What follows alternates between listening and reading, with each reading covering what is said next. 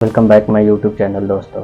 बात है 10 अप्रैल 1912 की। आरएमएस टाइटैनिक दुनिया का सबसे बड़ा और लग्जरियस जहाज उस जमाने का अपने पहले सफर पे निकलता है। जहाज साउथहैम्पटन इंग्लैंड से न्यूयॉर्क जा रहा है। बड़े बड़े इंडस्ट्रियल और बड़े बड़े एक्टर से लेकर इमिग्रेट तक सब अमेरिका जा रहे हैं एक बेहतर जिंदगी के तलाश में। इस जहाज की कमान संभाले हैं 62 साल के senior captain Edward John Smith. Passenger में, पब्लिक में और मीडिया में बहुत एक्साइटमेंट है इस टाइटैनिक जहाज को लेकर। आखिर ना कि ये दुनिया की सबसे बड़ी शिप है, 269 मीटर लेंथ में और 50 मीटर से भी ज्यादा ऊंची है, बल्कि इसके अंदर जो लग्जरी इस्तेमाल करी गई है इसको बनाने के लिए वो दिल दहला देने वाली है। उस जमाने में इस शिप को बनाने में कॉस्ट पड़ी थी करीबन $7.5 मिलियन, जो कि अगर इस रिलेशन को अकाउंट में लेकर अगर चलोगे आज के $400 मिलियन के बराबर है। शिप के अंदर की फैसिलिटी और डेकोरेशन किसी 5 स्टार होटल को भी पीछे छोड़ देगी। स्टेन ग्लास की खिड़कियां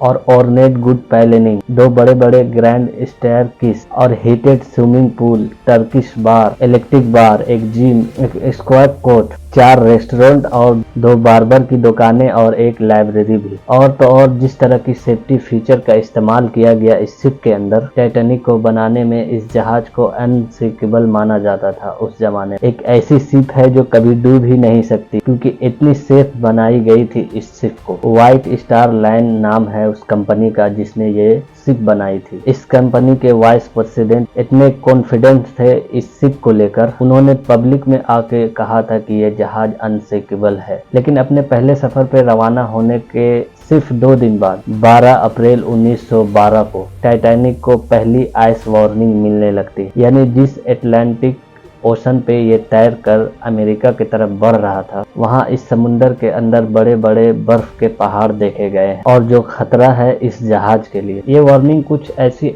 अनयूजुअल चीज नहीं है। समुद्र में गुजरने वाले जहाज अक्सर अपने आसपास के जहाजों को रेडियो के जरिए कम्युनिकेट करके बताते रहते हैं कि समुद्र के इस एरिया में बहुत ज्यादा बर्फ मौजूद है, ध्यान से अपने सफर में आगे बढ़ना। इस वार्निंग को रिसीव करने के बाद टाइटैनिक अपने कोर्स को 2 बार बदलती है ये खतरे को अवॉइड करने के लिए, लेकिन वो अपनी स्पीड कम नहीं करती है। 21.5 नॉट जो कि 40 किलोमीटर पर आवर के बराबर होती है, और इतनी ही तेजी से यह जहाज आगे बढ़ता रहा अपने सफर। 2 दिन बाद 14 अप्रैल 1912 7 और बर्फ के पहाड़ की वार्निंग दी जाती है टाइटैनिक को, लेकिन कैप्टन स्मिथ और उसके क्रू उस वार्निंग को इग्नोर कर देते हैं। वो टाइटैनिक की रफ्तार कम नहीं करते हैं और फिर धीरे धीरे जब सूरज ढल जाता है, रात हो जाती है, तापमान नीचे गिरता है और वही 14 अप्रैल 1912 को, और ये 14 अप्रैल की जो रात, इसमें एक खास बात है, उस रात में चांद बाहर नहीं निकला था। बिना चांद के कोई रोशनी नहीं थी। चांद बाहर नहीं निकला तो उसके कारण विजिबिलिटी बहुत कम थी। जहाज के ऊपर एक क्रूज नेस्ट होता है जो एक छोटा सा प्लेटफॉर्म होता है जहाज के ऊपर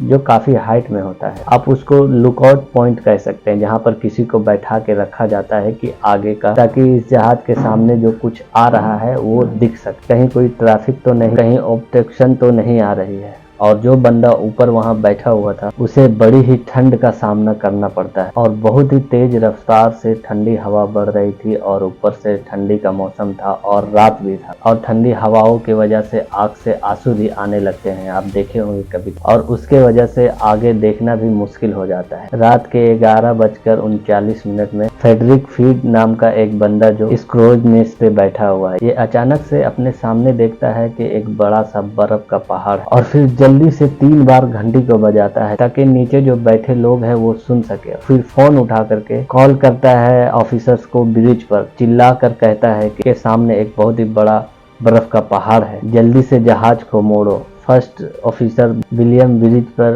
बैठे इस इंस्ट्रक्शन को सुनते हैं और अपने क्रू को आदेश देते हैं कि जहाज को लेफ्ट डायरेक्शन में मोड़ा जाए, लेकिन अनफॉर्चुनेटली बहुत लेट हो चुका है। सिर्फ 1 मिनट बाद 12:40 में जहाज जाकर के बर्फ के पहाड़ में टकरा जाता है। The Titanic was a new breed of luxury liner. Titanic left port in Southampton, England. Among her passengers were many of the wealthy and influential. The band played the gayest tunes and American ragtime dances. The time was 11:40. The iceberg grazed the right side of the ship. And all of a sudden she lifted up quickly. Everything that was movable was going through her. I didn't think it was serious because I didn't think it was possible a big ship like that could sink. It sank very quickly. ये बर्फ का पहाड़ भी कोई छोटा मोटा बर्फ का पहाड़ नहीं था। लेंथ में ये 200 बाय 400 फीट का था, एक फुटबॉल ग्राउंड के इतना बड़ा, और हाइट में ये क्रोज नेस्ट तक आ रहा था। साइंटिस्ट के मुताबिक ये बर्फ का जो पहाड़ था वो करीबन 1.5 मिलियन टन था। बर्फ के पहाड़ के साथ ये जहाज का जो है फ्रंट का हिस्सा टकराता है। इसको स्पेसिफिकली कहा जाए कि बो के पास हुआ है। अब ये बो कौन सा हिस्सा होता है जहाज का, आप इस फोटो में देख सकते हैं कि ये जो सामने का एरिया है ये वाला होता है बो। बो के ऊपर का जो एरिया होता है उसको स्टैन कहते हैं, और जो नीचे होता है इसको कील कहते हैं। और ये जहाज 10 सेकंड तक बर्फ के पहाड़ से घिसटता चला गया और एक बहुत बड़ा डेप फट गया। इसकी वजह से शिप के मेन बॉडी में कुछ छोटे छोटे हॉल आ गए। आप ये सोचेंगे कि ये कैसे पॉसिबल हो सकता है, एक बर्फ का टुकड़ा मेटल को कैसे तोड़ सकती है। आप अपने फ्रिज के अंदर जो बर्फ रखते हो वो बर्फ से मेटल कट सकता है, लेकिन ये ध्यान रखिए कि एक बर्फ का पहाड़, उसका खुद का कितना वजन होगा। अब कहने के लिए तो लकड़ी भी कोई मेटल को नहीं काट सकती, लेकिन फिर भी आपकी मेटल की बनी गाड़ी जाकर पेड़ में टकराती है तो गाड़ी पूरा चकनाचूर हो जाता है। क्योंकि सिमिलरली आइस बर्फ का वजन इतना था, क्योंकि इतना बड़ा था, इसने इस टाइटैनिक जहाज को बुरी तरीका से चोट पहुंचाई। कोलिशन के कुछ ही सेकंड बाद कैप्टन स्मिथ और थॉमस एंथ्यूज तुरंत पहुंचे डक के ऊपर ये देखने के लिए कि यह जहाज को कितनी चोट पहुंची है। इस इम्पैक्ट की वजह से देखा तो उन्होंने ये रियलाइज किया ये जहाज तो डूब जाएगा। वो कम्प्लीटली शॉक हो गए इस चीज को देखकर, और इन्हें लगता था कि ये जहाज तो अनसिंकेबल है, ये कभी डूब नहीं सकता। वीडियो के शुरू में मैं बताया था कि जहाज को अनसिंकेबल माना जाता था क्योंकि इतने ज्यादा सेफ्टी फीचर लगाए गए थे इस जहाज के अंदर। इसमें 2 मेन सेफ्टी फीचर थे जिससे इसको पूरा सेफली माना जाता था। पहला ये कि जहाज के अंदर एक डबल बॉटम हल जो होता है जहाज की मेन बॉडी को कहा जाता है। डबल बॉटम हल का मतलब 2 लेयर्स लगी है यहाँ नीचे में। अगर ये 2 लेयर में से एक लेयर टूट भी जाएगी तो एक लेयर बचा लेगी। दूसरा, जो पूरी शिप की मेन बॉडी है जो हल है उसको 16 अलग अलग वाटर टैंक कंपार्टमेंट में डिवाइड किया गया। 16 में से 4 कंपार्टमेंट अगर पानी से भर भी गए तो जहाज तैरते रहेगा, जहाज को कोई फर्क नहीं पड़ेगा। लेकिन ये जहाज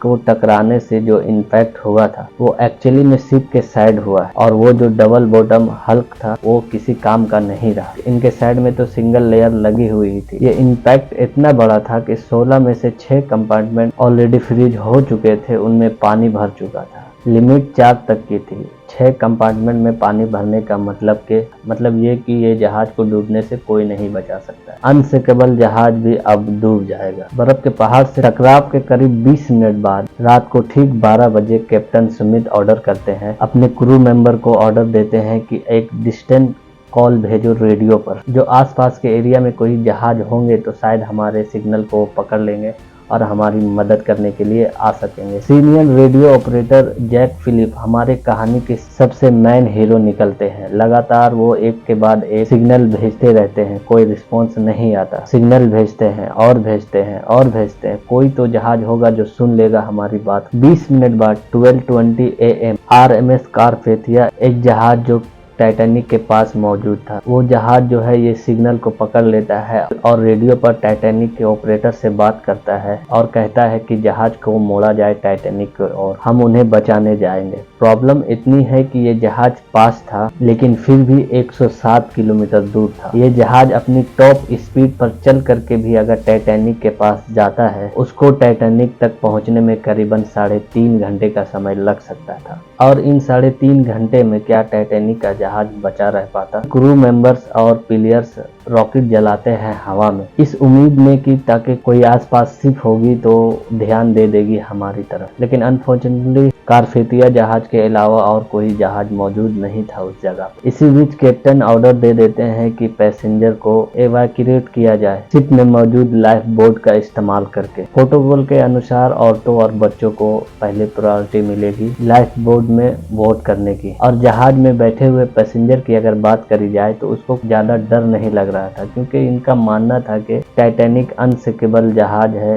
कोई चिंता करने की बात नहीं है। आखिर जो कंपनी जो ऐड निकाली थी वो तो बार बार यही कहे जा रही थी कि हाँ हम टकरा गए होंगे एक बर्फ के पहाड़ से, लेकिन जहाज नहीं डूबने वाला। इसी के रीजन से जितनी भी लाइफ बोट नीचे उतारी गई थी 65 लोगों की कैपेसिटी थी, लेकिन सिर्फ 28 लोग ही इसके अंदर डाले गए थे और आधी लाइफ बोट खाली ही नीचे उतरी। लेकिन टाइम के साथ साथ एक के बाद एक कंपार्टमेंट भरते गए पानी से और अब जहाज टिल्ट होने लगा और फिर धीरे धीरे पैसेंजर ये रियलाइज करने लगा कि अब ये जहाज डूब सकता है। और जब पैसेंजर को ये समझ में आया कि ये जहाज डूबने वाला है और जबरदस्त केओस हो गया और पैनिक में लोग भीड़ में इधर से उधर भागने लगे। रात के 1 बजे तक जहाज में इतना पानी भर चुका था कि जहाज के अगले वाले कंपार्टमेंट में आगे वाला जो कंपार्टमेंट का हिस्सा था वो पानी से पूरा फुल हो जाता है और उसके वजह से वो जो बोट था शिप का वो पानी के अंदर डूबने लगा और इसके वजह से जो पीछे प्रोपेलर्स थे जो पानी के बाहर आ गए। जब जहाज का टिल्ट इतना ज्यादा हुआ तो पूरी तरीके से और जहाज जब इतना टिल्ट हुआ तो वहां पूरी तरीके से भगदड़ मच गई। लोग एक दूसरे से लड़ने लगे लाइफ बोट में बैठने के लिए। प्रॉब्लम ये थी कि लाइफ बोट की इतनी सख्त कमी थी इस जहाज के ऊपर, सिर्फ 20 लाइफ बोट थी उस जहाज जिसमें करीबन 1200 लोग ही आ सकते थे उस बोट के अंदर प्रॉपर तरीके से अगर भरा जाता उस बोट को। लेकिन जहाज के अंदर करीबन 2200 लोग थे। रात के 2:05 आखिरी लाइफ बोट टाइटैनिक के ऊपर से उतारी गई, लेकिन जहाज में अभी भी 1500 लोग मौजूद थे। इस केओस के बीच में कुछ लोगों ने कोशिश करी लाइफ बोट में अपनी जगह छीनने की और कुछ लोगों ने अपने भाग को ही मान लिया और वो जहाज में ही रुके रहे। It was chaotic at the end. Everybody was crying, praying, trying to get into the few lifeboats that were left. No, it was pretty sad at the end. I witness के अनुसार करीबन 2:20 में ये जहाज 2 टुकड़ों में टूट गया और फिर धीरे धीरे ये दूसरा टुकड़ा भी पानी के अंदर डूब गया। 3 घंटे भी नहीं लगे इस कभी न डूबने वाले जहाज को पानी के अंदर डूबने में। जो 1500 लोग जहाज के ऊपर मौजूद थे वो या तो पानी के अंदर डूब गए या फिर जिन लोगों को तैरना आता था वो हाइपोथर्मिया की वजह से मारे। और पानी का तापमान -2 डिग्री सेल्सियस था। इस टेम्परेचर में अगर पानी के अंदर आप अगर गिरोगे तो कुछ मिनटों में ही आपकी मौत हो जाएगी हाइपोथर्मिया की वजह से। टाइटैनिक जहाज के कैप्टन एडवर्ड स्मिथ कहा जाता है कि वो अंत तक अपने व्हील पर ही बने रहे और जहाज के साथ डूब गए। दूसरी तरफ कुछ लोगों का ये भी मानना था कि उन्होंने सुसाइड कर लिया गोली चलाकर अपने ऊपर। RMS कारफितिया जहाज जो टाइटैनिक के जो लोगों को बचाने के लिए निकला था वो पहुंचता है इस लोकेशन पर करीब 3:30 में। करीब 1 घंटे लेट उन लोगों को बचाने के लिए जो उस जहाज पे मौजूद थे। लेकिन जो लाइफ बोट में लोग निकले थे करीबन 705 लोग, उन्हें ये जहाज सक्सेसफुली बचा लेता है। इस टाइटैनिक के डिजास्टर के बाद बहुत सारे सवाल उठे, कई कंट्रोवर्सीज हुई, कई जांच कराई गई और कुछ ऐसी अनजान बातें सामने आई जिसको लेकर सब लोग शॉक रह गए। कैसा लगेगा दोस्तों अगर मैं कहूँ कि उस रात एक और जहाज वहीं पे मौजूद था। टाइटैनिक से सिर्फ 37 किलोमीटर दूर एक जहाज था जो टाइम पर पहुंच सकता था, जो टाइटैनिक के अंदर पैसेंजर थे उसको बचाने के लिए। ये बात सच है। उस जहाज का नाम था SH कैलिफोर्निया। टाइटैनिक को बर्फ के पहाड़ से टकराने से सिर्फ 1 घंटे पहले आखिरी मैसेज आइस बर्फ का वार्निंग का SS के ही तरफ से आया था। उन्होंने कहा था कि सावधान रहना, इस समुद्र के अंदर बहुत सारे बर्फ के पहाड़ हैं। उसके बाद करीब 11:15 में SS कैलिफोर्निया जहाज, उस जहाज के अंदर जो रेडियो ऑपरेटर था उसने अपना रेडियो ऑफ कर दिया। कैलिफोर्निया जहाज रात के लिए रुक गया था, वो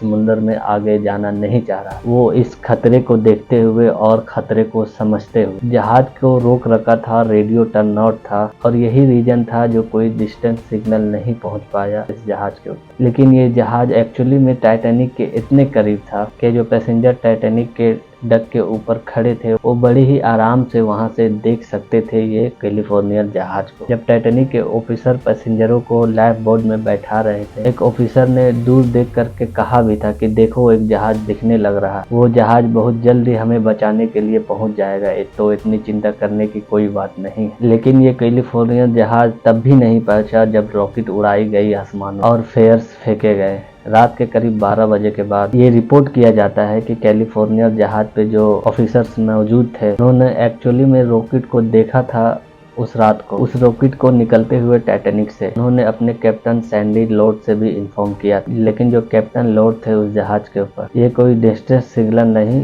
टाइटैनिक में अमीर लोग जाते हैं, वो पार्टी कर रहे होंगे टाइटैनिक के ऊपर। अगर उस रात को उस जहाज के कैप्टन लॉर्ड ने रॉकेट को और फेलियर्स को सीरियसली लिया होता तो टाइटैनिक में मौजूद कितने लोगों की जान बच सकती थी। अगले दिन सुबह जब ये रेडियो ऑन करते हैं, SOS कॉल मिलती है टाइटैनिक डूबने की, और फिर ये वहां पहुंचते हैं तो देखते हैं बहुत लेट हो चुका है। उन्हें सिर्फ डेड बॉडी पानी में तैरते हुए दिखती है। दोनों इंक्वायरी करी गई थी जो इस जांच में वो कैलिफोर्नियन के कैप्टन स्टैली लॉर्ड के ऊपर ब्लेम डालती है। इतने बड़े डिजास्टर के पीछे सिर्फ एक आदमी को ब्लेम नहीं किया जा सकता है, और भी लोगों की गलतियां थी। लाइफ बोर्ड, जैसे मैंने बताया कि सफिशिएंट लाइफ बोर्ड रखी ही नहीं गई थी इस जहाज के ऊपर, क्योंकि इस जहाज को जो कंपनी ने बनाया था उसे लग रहा था कि यह जहाज कभी तो डूबने वाला है ही नहीं, इसीलिए यहाँ पर कोई लाइफ बोर्ड की जरूरत नहीं है। इनके अलावा दूसरी चीज, टाइटैनिक के जो कैप्टन थे उसको उन्होंने सेफ्टी ड्रिल तक कंडक्ट नहीं कराई। जिस दिन एक्चुअली में टाइटैनिक बर्फ के पहाड़ से टकराया था उस दिन एक्चुअली में सेफ्टी ड्रिल होनी थी, लेकिन कैप्टन कैंसिल कर दिया, ये सोचकर ये जहाज में क्या जरूरत है इसकी, ये तो अनसिंकेबल जहाज है। अगली गलती थी स्टीयरिंग व्हील पर जो बैठे हुए थे रॉबर्ट एचन की। उस रात जब ऊपर से संदेश आया कि सामने आइसबर्ग है और जो ऑफिसर डेक पर मौजूद थे वो उन्होंने इंस्ट्रक्शन दिया जहाज को एक्चुअली में लेफ्ट साइड की तरफ टर्न आउट करे, लेकिन पैनिक में आकर रॉबर्ट इन मैसेज को मिसअंडरस्टैंड कर दिया और उन्होंने जहाज को राइट की तरफ मोड़ लिया, और ये उल्टी डायरेक्शन थी, ये आइसबर्ग के और करीब लेके जा रही थी टाइटैनिक को, और जब तक अपनी गलती इन्होंने रियलाइज करी तो बहुत देर हो चुकी। ब्रिटिश इंक्वायरी को ये भी पता लगाया कि टाइटैनिक को इतनी सारी वार्निंग दी गई थी कि आइसबर्ग है इस जगह पे, आराम से चलो, ध्यान रख के चलो, लेकिन फिर भी ये टाइटैनिक इसी स्पीड पर आगे बढ़े जा रहा था। ऐसा क्यों था? क्यों कैप्टन ने स्पीड को धीरे नहीं किया? इसके पीछे कई थ्योरीज बताई जाती है। एक पॉपुलर थ्योरी सजेस्ट करती है कि जोसेफ ब्रूस, जो कि चेयरमैन डायरेक्टर थे व्हाइट स्टार लाइन कंपनी के, जिस कंपनी ने टाइटैनिक को बनाया था, कैप्टन सुमित को यह बताया कि यह शिप की जहाज की स्पीड कम नहीं होनी चाहिए, प्रेशर बनाए रखा। कंपनी के ऊपर से इतना प्रेशर था कि यह जहाज को सिर्फ 6 दिनों में ही अपने मंजिल को कंप्लीट करना है, ताकि एक रिकॉर्ड टूट सके और हम ये दिखा सके कि यह जहाज टाइटैनिक ना कि सबसे महंगा, सबसे बड़ा और सबसे तेज जहाज है। एक ऐसा पैसिफिक इंसिडेंट हुआ 14 अप्रैल को दोपहर 2 बजे, जब कैप्टन सुमित आइस वार्निंग को देखा और फिर जाकर के जोसेफ को बताया कि देखो आइस वार्निंग है, जहाज की स्पीड को कम कर लेनी चाहिए। लेकिन जोसेफ ने पेपर को लिया और अपने पॉकेट में रख लिया ताकि लोगों को ये न पता चले। वो नहीं चाहते थे कि ये जहाज की स्पीड स्लो हो। इस एक डिजास्टर ने पूरी दुनिया भर के इस इंडस्ट्री को पूरा बदल करके रख दिया। कई सारे रूल, रेगुलेशन, स्टैंडर्ड सेट किए गए, फिर कभी ऐसे डिजास्टर फ्यूचर में कभी ना। 1914 में एक इंटरनेशनल आइस पेट्रोल बनाया गया, जिससे कि आने वाली शिप को हमेशा वार्न किया जा सके कि कोई आइसबर्ग उनके सामने आ रहे हैं। International convention safety of life at sea यानी SOLAS एक सीडी साइन की गई, नए स्टैंडर्ड सेट किए गए शिप को लेकर, जैसे लाइफ बोर्ड रेगुलेशन बनाई गई कि जितने जहाज हैं sufficient amount of life board होने चाहिए हर पैसेंजर के लिए। टाइटैनिक की जो रैकेज थी और जब टाइटैनिक जहाज डूबा और इस जहाज को पानी के अंदर ढूंढने में करीब 70 साल से भी ज्यादा लग गए। सितंबर 1985 को था कि एक अमेरिका के ओशन एक्सप्लोरर रॉबर्ट बैलेड और एक फ्रेंच ओशियानोग्राफर, उन्होंने जाकर के टाइटैनिक को समुद्र के अंदर ढूंढा। समुद्र के 3800 मीटर यानी कि 3.8 किलोमीटर नीचे टाइटैनिक के रैकेज पाए गए। 2 अलग अलग टुकड़े मिले शिप के, और ये जो 2 टुकड़े थे शिप के वो करीबन 600 मीटर के डिस्टेंस में गिरे हुए। आज के दिन इतने सालों बाद ये जो शिप पानी के अंदर डूबी हुई पड़ी है, इन्वायरमेंट में इसको धीरे धीरे इरोड कर दिया। एक्चुअल में शिप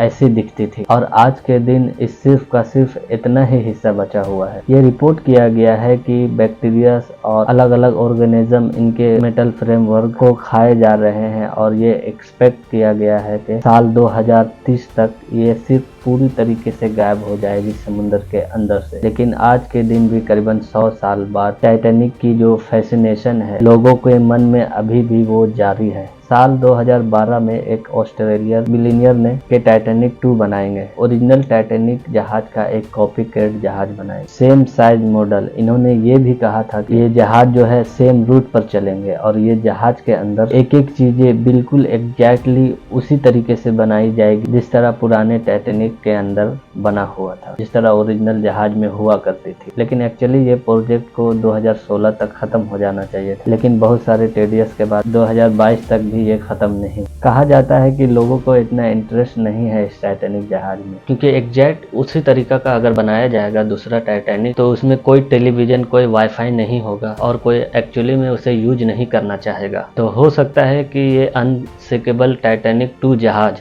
वो बनने से पहले ही डूब गया। तो आखिर में मैं कहना चाहूँगा, तो कैसा लगा आपको ये वीडियो दोस्तों, कमेंट में ज़रूर बताएं। और अगर मेरा ये वीडियो आपको अच्छा लगा हो, इन्फॉर्मेटिव लगा हो, तो साथ ही मेरे इस चैनल को सब्सक्राइब करें और मुझे सपोर्ट करें। Thank you very much.